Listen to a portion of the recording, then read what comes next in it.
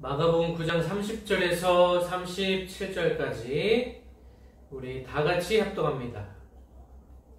그곳을 떠나 갈릴리 가운데로 지날새 예수께서 아무에게도 알리고자 아니하시니 이는 제자들을 가르치시며 또 인자가 사람들의 손에 넘겨져 죽임을 당하고 죽은 지 3일 만에 살아나리라는 것을 말씀하셨기 때문이더라.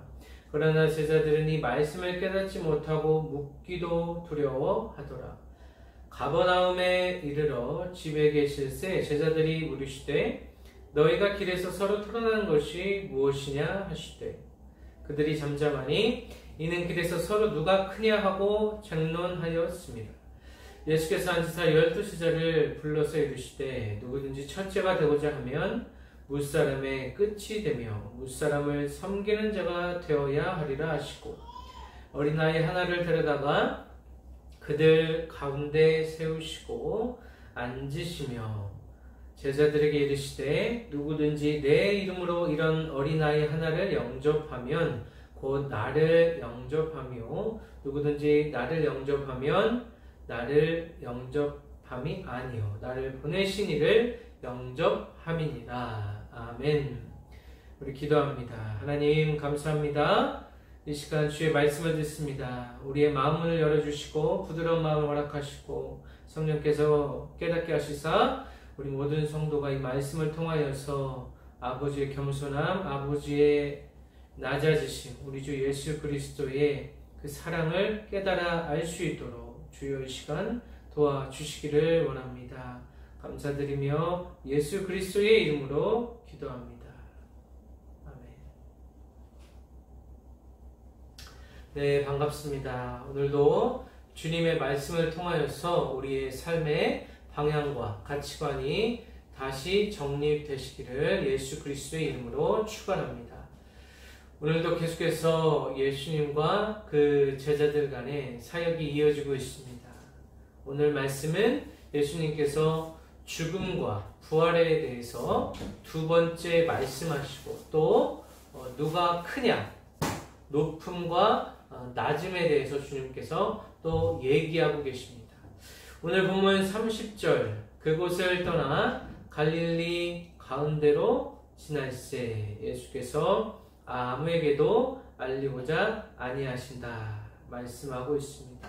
우리가 지난주에 살펴보았듯이 예수님께서 귀신 들린 아이를 고치시게 됩니다. 귀신 들린 그 아이를 고치시면서 제자들은 할 수 없었지만 예수님께서는 그 아이를 고치시고 또 29절에 보니까 기도 외에 다른 것으로는 이런 종류가 나갈 수 없다. 예수님의 능력은 하나님께로부터 은밀한 그리고 또 친밀한 그 교제를 통하여서 그 기도함으로 주님께 나아감으로써 하나님께서 허락하신 그 능력이라는 것을 우리가 알 수가 있었습니다.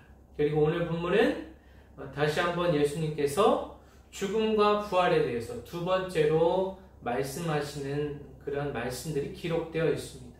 그래서 이 기독교의 가장 핵심적인 죽음과 부활, 다시 얘기하면 이 십자가와 부활에 대해서 예수님께서 말씀하십니다.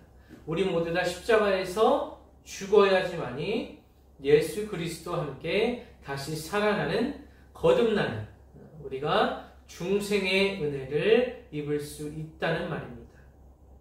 그래서 예수님께서 31절에 인자가 사람들의 손에 넘겨져 죽임을 당하고 죽은 지 3일 만에 살아나리라 이렇게 말씀하고 있습니다. 이 신약 성경에서 인자라는 말은 종말론적인 심판의 표현이라고도 볼 수가 있습니다. 그래서 마지막 날에 주님께서 심판하시겠다라고 얘기하시는 그러한 의미로 해석할 수 있고 또 인자라는 말은 말 그대로 사람의 아들이기 때문에 예수님께서는 완전한 하나님 되시고 또 완전한 인간 되신다는 것을 이 인자라는 이 단어 속에 주님께서 말씀하고 계시는 것입니다. 예수님께서 죽은 후에 부활하신다는 것을 제자들은 이해하지 못했습니다. 그리고 두려워했다라고 말씀이 기록되어 있는데 이것은 왜 그러냐 하면 이 당시에 이 제자들 유대인, 대부분이 유대인이죠.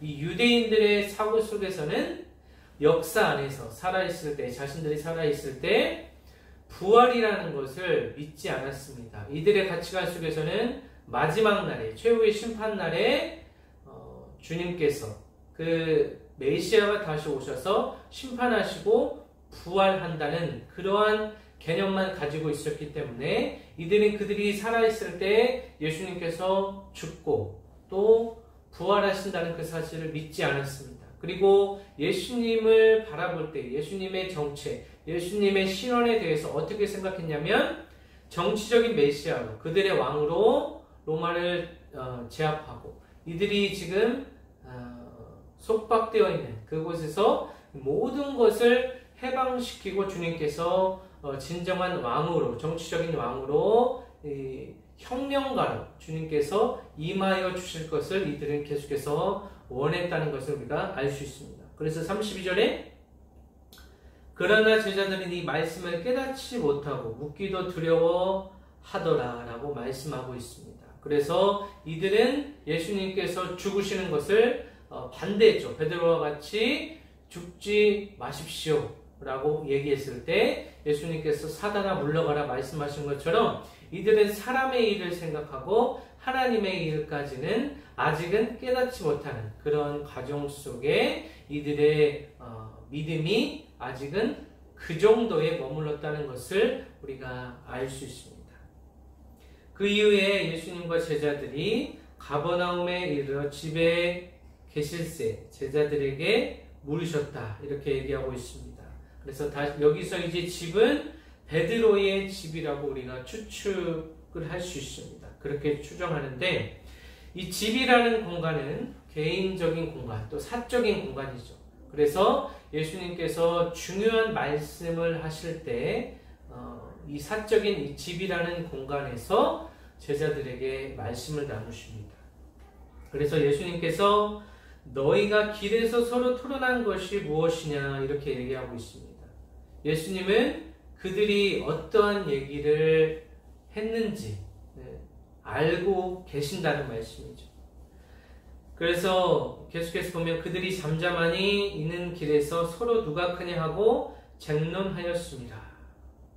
이 제자들은 예수님이 정치적인 왕에 올랐을 때 자신들의 위치에 대해서 자신들이 어느 위치에 도달할 수 있을 것인가에 대해서 서로 변론하고 쟁론하였다고 우리가 알 수가 있습니다.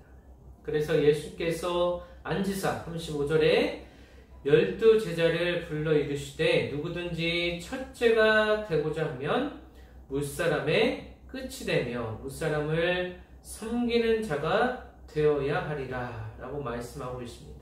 이 제자들은 계속해서 높은 자리, 높아지려고 했지만 예수님의 말씀은 첫째가 되고자 하면 높아지려면 무사람의 끝이 되어야 한다. 또 무사람을 섬기는 자가 되어야 하리라 라고 말씀하고 있습니다. 여기서 끝이 된다는 말은 또 섬기는 자가 되어야 한다는 말은 누군가의 무사람의 종, 무사람의 노예, 무사람의 하인이 되어야 한다는 말입니다. 당시 사회 속에서 이 종이라는 개념은 주인의 말에 절대적으로 복종하고 순종하는 그런 위치에 있었습니다. 그래서 제자들은 끊임없이 높은 자리에 가고 싶었지만 예수님의 말씀은 그와 정반대로 남을 위하여 발을 씻어주고 음식을 챙겨주고 그들의 모든 사사로운 일을 처리하는 가장 낮은 곳에서 섬겨야지만이 너희들이 첫째가 될 수 있다, 높아질 수 있다 라고 이 높음에 대해서 다시 한번 정의하고 계시는 것입니다. 그러면서 어린아이 하나를 데려다가 그들 가운데 세우시고 앉으시며 제자들에게 이르시되 라고 얘기하고 있습니다. 그래서 이 세상에서 가장 낮다고 생각되어지는 당시에 이 어린아이는 여자와 마찬가지로 사람의 수를 셀 때 그곳에 포함되지 못할 정도로 아주 비천한 신분, 그리고 미성숙하고 어리석은 존재로 또 마치 없는 비존재와 같은 이 어린아이를 주님께서 데려다가 그들 가운데 세우시고 안으셨다라고 말씀하고 있습니다. 그 어린아이, 부정한 짐승과도 같은 그 어린아이를 예수님께서 안으셨다는 것은 예수님께서 그를 가족으로 맞아 들이셨다는 것입니다. 예수님의 사랑으로 이 가장 낮은 신분의 이 어린아이를 그의 양자로 삼으셨다라고 우리가 해석할 수도 있습니다. 그러면서 마지막 37절에 누구든지 내 이름으로 이런 어린아이 하나를 영접하면 곧 나를 영접하며 누구든지 나를 영접하면 나를 영접하는 것이 아니오 나를 보내신 이를 영접함이니라 이렇게 말씀하고 있습니다. 그래서 이 어린아이를 영접한다는 것은 그 어린아이가 나의 가족이 되는 것입니다. 이 양자 삼는다는 것은 다시 말하면 입양한다는 것은 그의 가족의 한 일원으로 인정하고 수용하고 받아들인다는 의미죠.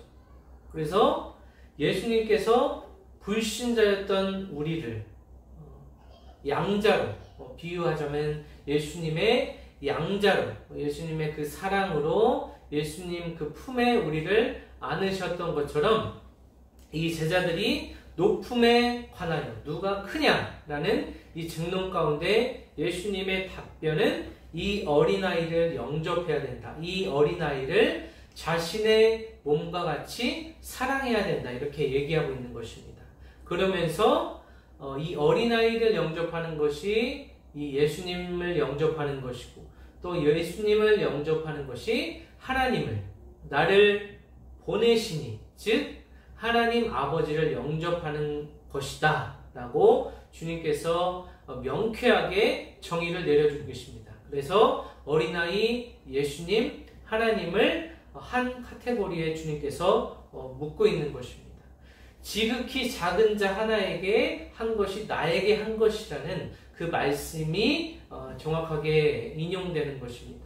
우리가 세상을 살아가다 보면 지극히 작은 자라고 여겨지는 사회에서 소외받고 관심받지 못하고 도움을 받지 못하는 이 소외계층을 향한 주님의 말씀이라고도 볼 수가 있습니다. 이 세상에는 모든 사람들이 권력을 가지고 자신의 힘을 가지고 재산을 가지고 능력을 가지고 계속해서 높아지려는 것이 이 자본주의 시대, 이 시대를 살아가는 사람들의 역할일 것입니다. 이 코로나 전국 속에서도 더욱더 이것이 강하게 모든 사람의 가치관을 지배하고 있습니다. 더 많이 가지고 더 많은 사람 위에 자신이 군림하여서 자신의 힘, 이 권력을 행사하는 것이 그들의 목적인 것을 우리가 쉽게 파악할 수 있습니다. 하지만 예수님께서 오늘 말씀에서 이 죽음과 부활에 대해서 얘기하시고 또 누가 크냐, 이 높음에 대해서, 높은 자리에 앉는 것에 대해서 다시 한번 예수님께서 재정의하고 있다는 것입니다.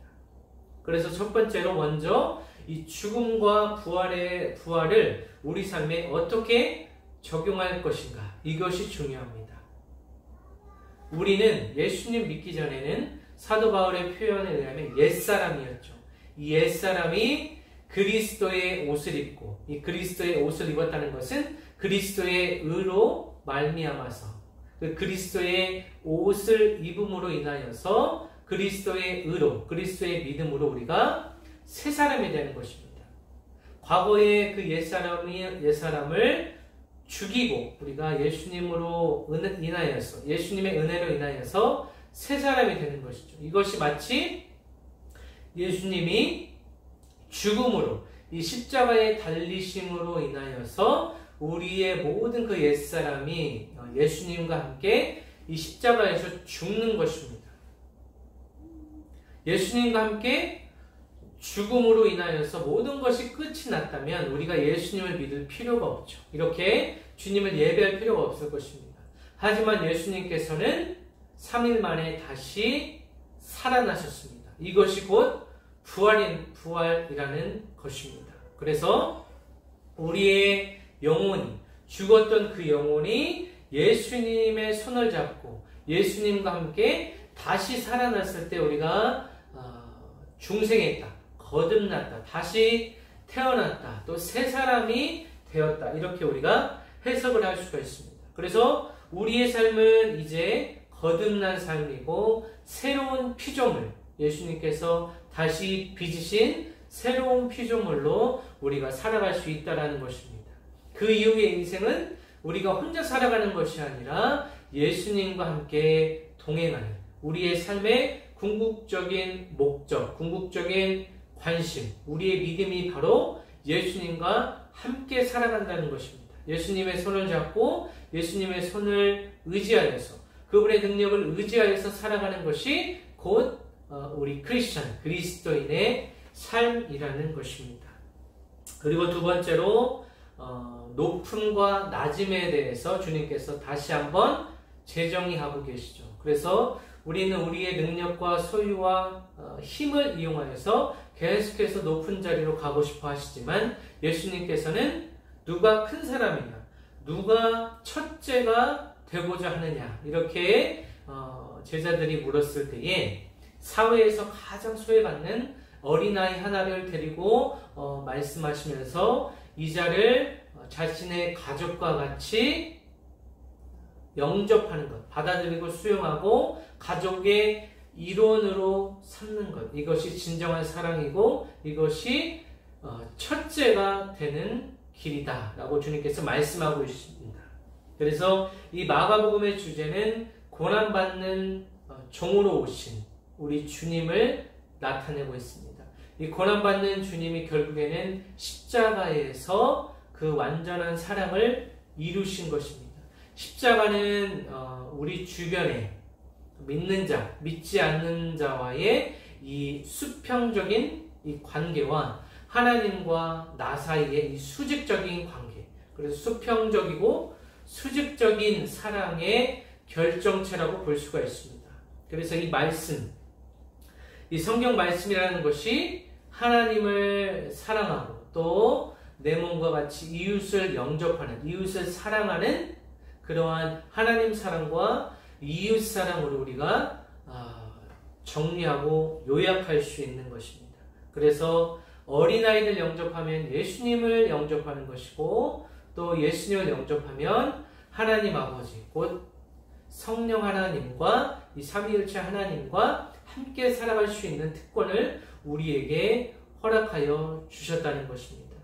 우리의 삶을 살아가다 보면 우리가 소외된 자, 지극히 작은 자에 대한 관심이 소홀해질 수 있습니다. 하지만 우리가 오늘 이 말씀을 통하여서 우리 주변에 진정으로 소외되고 약한 자가 누구인지, 지극히 작은 이 소자에게, 작은 자에게 한 것이 나에게 한 것이다 라고 주님께서 또 말씀하신 것처럼 우리 삶 속에 지극히 소외된 그 사람들에게 우리의 시선을 돌리고 우리의 관심을 돌리고 그들을 위하여 기도하고 또 우리의 소유를 나누며 살아가는 것이 우리 교회 공동체, 그리스도인들이 살아가는 진정한 높은 자리에서 낮아짐을 통하여서 높아지는 이 복음의 역설이라는 것입니다. 그래서 우리 모든 성도님들께서 이번 한 주 살아가면서 우리 주변에 있는 소외되고 약하고 멸시받고 천대받고 관심을 받지 못하는 사회적 약자, 그리고 내 주변에 있는 우리 가족, 또 우리 가족을 넘어서서 우리가 우리의 나눔을 실천할 수 있는 그러한 작은 자, 이 오늘 말씀에서 어린아이와 같은 자, 그 한 사람을 위해서 기도하고 또 우리의 가진 것을 나누어가는 그러한 한 주가 되시기를 바랍니다. 그 나눔을 통하여서 예수님께 받은 사랑을 전하고 우리의 소유를 나누고 또 우리의 기도를 나누고 우리의 관심과 사랑을 그 어두운 곳에 그 소외된 곳에 흘려보냄으로써 그리스도인 참다운 그리스도인의 삶을 살아가시기를 예수 그리스도의 이름으로 간절히 축원합니다. 기도하겠습니다.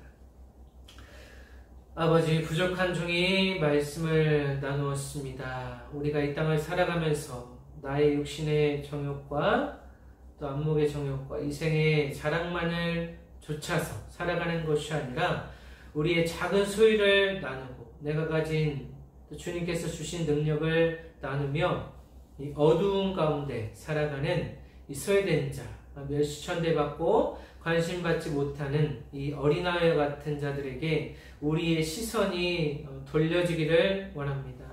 아버지께서 이 지극히 작은 자, 어린아이를 영접하면 나를 영접하는 것이고 또 나를 영접하면 하나님 아버지를 영접한다 라고 말씀하셨던 것처럼 우리 삶 속에서 우리가 그냥 스쳐 지나가는 이 작은 자들, 소외된 자들에게 관심을 가지고 귀를 기울이고 눈을 돌림으로써 진정으로 낮아져서 하나님 앞에 높임을 받는 우리 모든 성도가 되어줄 수 있도록 도와주시기를 원합니다.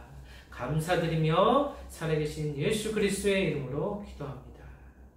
아멘.